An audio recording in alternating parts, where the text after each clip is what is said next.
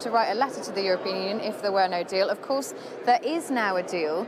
So what's going to happen on Saturday from your point of view?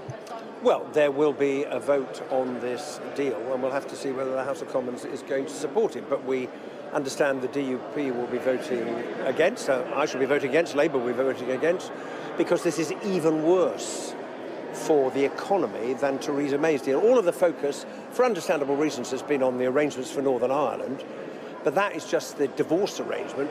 The really important bit is where the government has set out, together with the EU, what kind of future relationship it wants to have. And a free trade agreement will mean cost and bureaucracy for British businesses.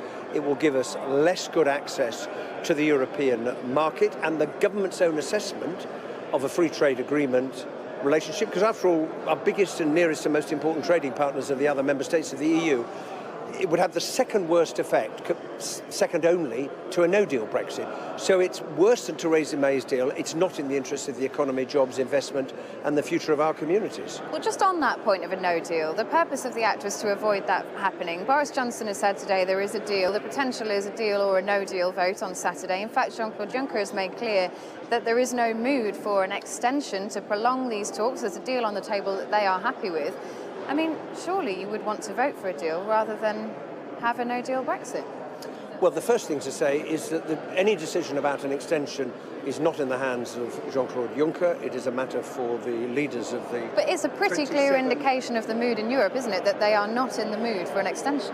Well, we will have to wait and see, because the decision in the end that would face the EU, if the deal is defeated in the House of Commons on Saturday, is the EU, and then it gets a request, as it will have to, because the Prime Minister will have to write the letter, is the EU going to say, sorry, time's up, over the cliff you go? So you are willing to risk a no-deal Brexit on the fact that the European Union may agree to an extension despite the tone coming out of Brussels? Absolutely not, because the House of Commons has very clearly said it is opposed to a no-deal Brexit. That's why we passed the legislation to require the Prime Minister to seek an extension.